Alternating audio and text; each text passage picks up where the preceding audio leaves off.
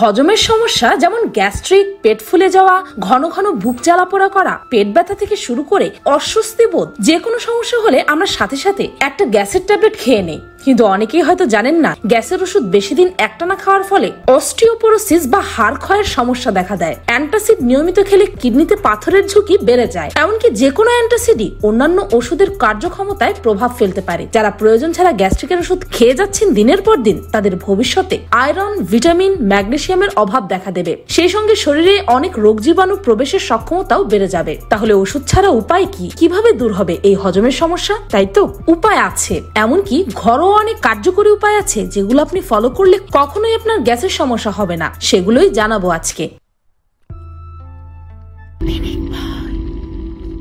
Number 1, আদা ও জিরা। প্রাচীনকাল থেকে আদা হজমের শক্তি বৃদ্ধি করতে ব্যবহার হয়ে আসছে। আদা দেহের টক্সিন বা বিষাক্ত পদার্থ দূর করতে সাহায্য করে। এতে রয়েছে জিঞ্জারলস, যা হজম শক্তি বৃদ্ধি করে এবং পরিপাক্রিয়া দ্রুত করে। এক টুকরো আদা মুখে নিয়ে চিবিয়ে কিংবা রস করে খেতে পারেন, এতে উপকার পাবেন। আদা বমি বমি ভাব, পেট ফাঁপা, বদহজম এবং ডায়রিয়া কমাতে দারুণ কার্যকর। প্রতিদিন 2 থেকে 3 বার আদা চা খেতে পারেন। 1 চামচ আদা কুচি 1.5 কাপ গরম পানিতে দিয়ে চা বানিয়ে নিতে হবে। 10 মিনিট ফোটাতে হবে পানিটা। এরপর আদা কুচিতে মধু মিশিয়ে আদা চা পান করুন। আবার যদি আপনি বদহজমের সমস্যায় তাৎক্ষণিক কোনো সমাধান চান, তাহলে খেতে পারেন জিরা। জিরা বদহজম নিয়ন্ত্রণে তাৎক্ষণিক কাজ করে। 1 গ্লাস পানিতে সামান্য জিরা মিশিয়ে বা ফুটিয়ে ছেঁকে নিয়ে পানিটা খেয়ে নিন। এতে তাৎক্ষণিক বদহজমের সমস্যা দূর হবে। নাম্বার 2, এলাচ। সাধারণত রান্নাতে ভালো গন্ধ হওয়ার জন্য ব্যবহার করা হয় এলাচকে। অনেকেই আবার বিরিয়ানি খেতে খেতে মুখে এলাচ পড়লে খুবই বাজে ফিল করে, কিন্তু হজমের জন্য ব্যবহৃত হয় এই এলাচ। এলাচে আছে ভোলাটাইল তেল, যা গ্যাস এবং বদহজমের হাত থেকে রক্ষা করে। এছাড়াও মুখে দুর্গন্ধ থাকলে এবং পেটের আলসার এড়িয়ে চলতে খেতে পারেন এলাচ। খাবার খাওয়ার পরে এলাচের কয়েকটা দানা নিয়ে চিবিয়ে খেতে পারেন। এছাড়া লিকার চায়ের সঙ্গে এলাচের দানা মিশিয়ে খেতে পারেন। এটি যে কোনো পেটের সমস্যা নিরাময় সক্ষম। নাম্বার 3, তুলসী ও পুদিনা পাতা। যারা বদহজমের সমস্যায় ভুগছেন, তাদের ক্ষেত্রে গলা জ্বালা পোড়ার মতো সমস্যা দেখা দিতে পারে। এক্ষেত্রে সঙ্গে সঙ্গে কয়েকটা পুদিনা পাতা চিবিয়ে খেয়ে নিলে এই সমস্যা থেকে ইনস্ট্যান্টলি মুক্তি পাওয়া যায়। কারণ পুদিনা পাতায় আছে অ্যান্টিঅক্সিডেন্ট, অ্যান্টিব্যাকটেরিয়াল ও অ্যান্টি ইনফ্লেমেটরি উপাদান। এসব উপাদান শরীরের ভেতরের প্রদাহ কমিয়ে পেটের স্বাস্থ্য ভালো রাখতে কাজ করে। বদহজম দেখা দিলে পুদিনা পাতার রসও খেতে পারেন, এতেও সমান উপকার পাবেন। আবার সুস্থ থাকতে তুলসী পাতার ব্যবহার চলে আসছে সেই প্রাচীন কাল থেকে। এই পাতা আছে অ্যান্টিব্যাকটেরিয়াল এবং অ্যান্টি ইনফ্লেমেটরি গুণ, যে কারণে পেটের যে কোনো সমস্যা কমাতে তুলসী পাতার রস দারুণ কার্যকরী।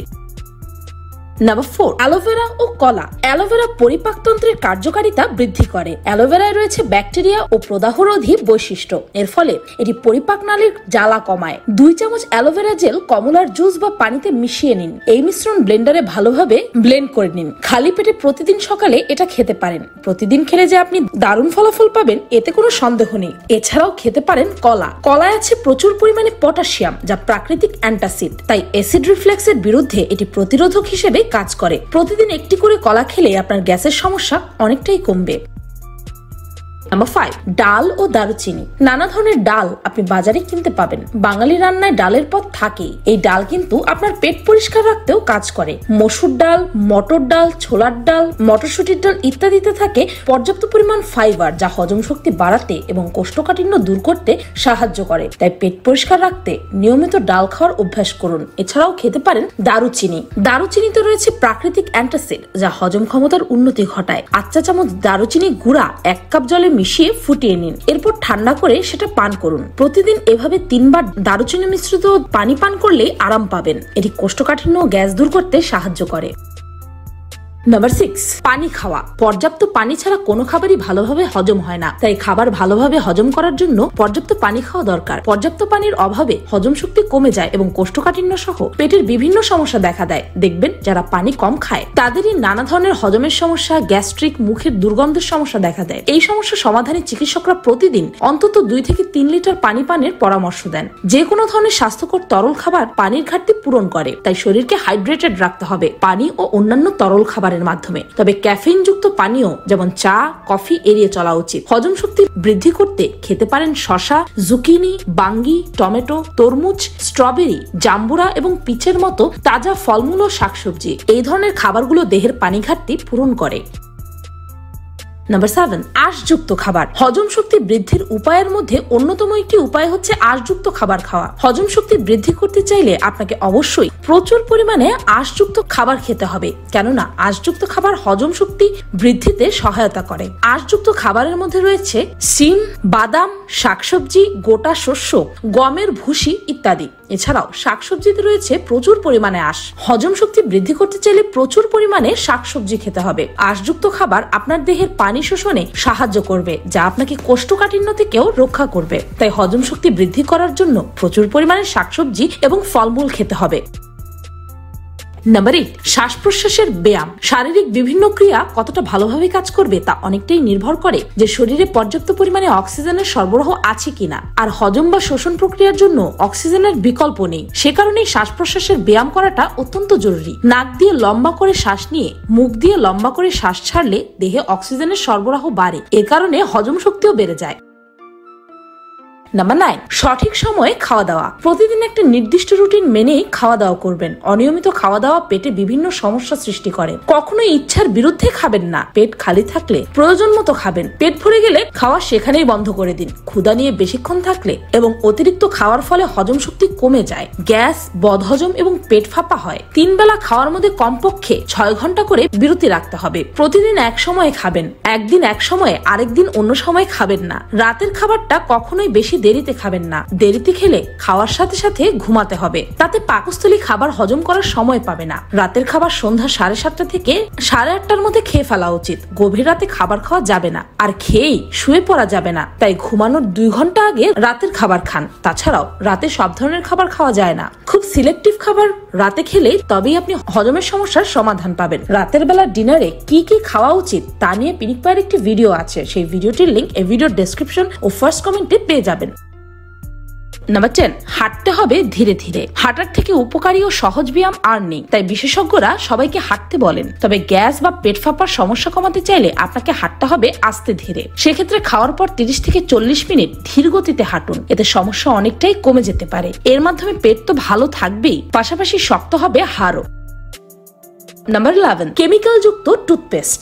সকল ধরনের কেমিক্যাল যুক্ত টুথপেস্ট ব্যবহার বন্ধ করতে হবে, কারণ খাবার হজমের প্রক্রিয়া শুরু হয় মুখ থেকে। বিভিন্ন ধরনের কেমিক্যাল যুক্ত টুথপেস্ট ব্যবহারে মুখের পিএইচ লেভেলের মাত্রা অস্বাভাবিক থাকে, তাই হজমে ব্যাহত হয়। হজম সমস্যার সমাধান করতে এগুলোকে গুরুত্ব দিতে হবে। যদি পনির অথবা অন্য কোনো দুগ্ধজাত খাবার গ্যাস সৃষ্টি ও পেট ফাঁপার অনুভূতি দেয়, তাহলে আপনার সম্ভবত ল্যাকটোজ ইনটলারেন্স রয়েছে। আপনার বদহজমের প্রবণতা থাকলে খাদ্য তালিকা থেকে ল্যাকটোজ অর্থাৎ দুগ্ধজাতীয় খাবার বাদ দিয়ে দিতে হবে। তবে অবশ্যই এর আগে ল্যাকটোজ ইনটলারেন্সের টেস্ট করে নিতে হবে।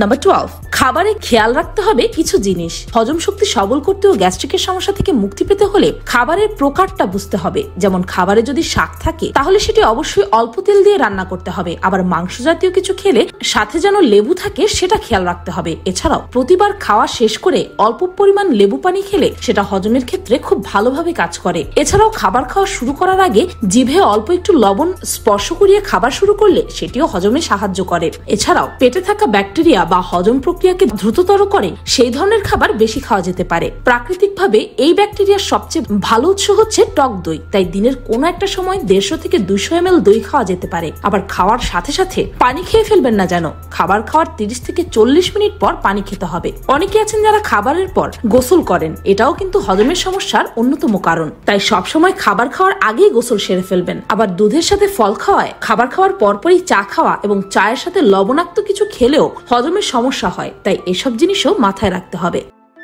নাম্বার 13, বাজে অভ্যাস ত্যাগ করা। ধূমপান, মদ্যপান, ভাজাভুজি খাওয়া, ক্যান ফুডস এসব খাবার সহজে হজম হওয়ার পথে বাধা সৃষ্টি করে। ধূমপান ও মদ্যপান বদহজম, অ্যাসিডিটি, পেটের আলসার, আলসারেটিভ কোলাইটিস, গ্যাস্ট্রোইন্টেস্টাইনাল ক্যান্সারের মতো রোগের সৃষ্টি করে। আপনার যদি এই বদঅভ্যাসগুলো থাকে এবং আপনি যদি হজমের সমস্যায় ভুগতে থাকেন, তাহলে ধূমপান ও অ্যালকোহল ছেড়ে দিতে হবে। দেখবেন আস্তে আস্তে পেটের সব সমস্যা ঠিক হয়ে গেছে। সেই সাথে যদি তেলে ভাজা খাবার, ফাস্টফুড খাওয়ার অভ্যাস থাকে সেটাও কমিয়ে দিতে পারেন। ক্যান ফুডে যেসব প্রিজারভেটিভ ব্যবহার করা হয় সেগুলো হজমের সমস্যা তো তৈরি করেই, সাথে পরিপাকতন্ত্রের কার্যক্ষমতাও কমিয়ে দেয়। আবার অনেকে কয়েকদিনের খাবার রান্না করে ফ্রিজে স্টোর করে রাখে, সেটাও হজমের সমস্যা বাড়ায়। তাই যত কষ্টই হোক না কেন বাড়িতে ফ্রেশ খাবার রান্না করে খাওয়ার চেষ্টা করুন এবং রেডিমেড প্রসেস খাবার এড়িয়ে চলুন।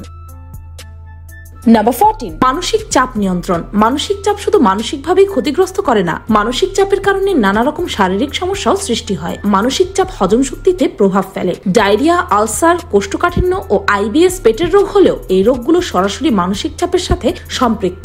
মানসিক চাপের কারণে ভালো ঘুম হয় না, যার প্রভাব পড়ে স্বাস্থ্যের উপর। তাই হজম শক্তি বাড়াতে হলে এবং সুস্থ থাকতে হলে আমাদেরকে মানসিক চাপ কমাতে হবে। নিয়মিত ব্যায়াম, পর্যাপ্ত ঘুম দুশ্চিন্তা কমায়।